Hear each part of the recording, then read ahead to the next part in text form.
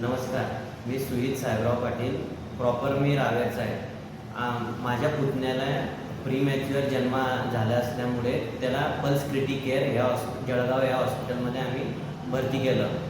तर भरती केलं असताना त्याला श्वास घ्यायला खूप त्रास होत असल्यामुळे आम्हाला हॉस्पिटलमध्ये मुख्यमंत्री सहायता निधी यांच्या या स्कीमबद्दल त्या आमच्या पुतण्याला असलेल्या आजाराबद्दल ते कव्हर होते असे माहीत झाले.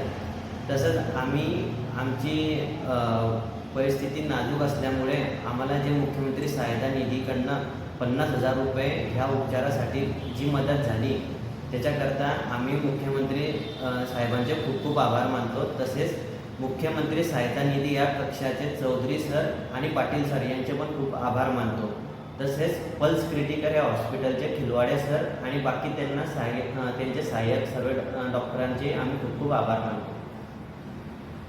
आपल्याला कसं माहीत पडलं की आपल्या बाळाला श्वासाचा त्रास आहे? हॉस्पिटलकडून काही डॉक्युमेंट्स वगैरे दिले होते किंवा आपल्याला पण लक्षात येत होतं का की बाळ खरंच आजारी आहे असं?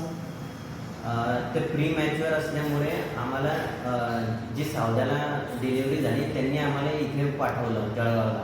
तर इथे आल्यावर आम्हाला मुख्यमंत्री सहायता निधीबद्दलही माहीत पडलं.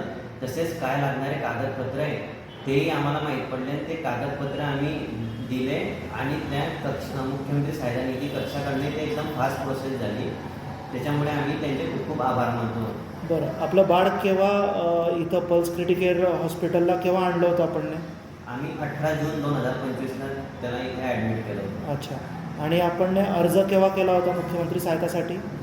आम्ही 25 जूनला अर्ज केला होता. 25 जूनला अर्ज केला होता. आणि आपल्याला निधी केव्हापर्यंत प्राप्त झाला होता? आम्हाला निधी प्राप्त झाला 1 जूनला प्राप्त झाला. 1 जुलैला. 1 जुलैला. ओके. तर आपण समाधानी आहेत या पूर्ण स्कीमबद्दल वगैरे? सगळी माहिती वगैरे जी आपल्याला भेटली त्याच्यानंतर आपल्याला निधी अवेलेबल झाला तर आपण एकदम समाधानी आहेत? हो, खूप समाधानी आहेत आम्ही. कारण आम्हाला जर हा निधी भेटला नसता तर आम्ही एखाद्या वेळेस बाळाचा उपचार करू शकलो नसतो. ओके. चालेल. धन्यवाद आपल्याला. धन्यवाद. ओके.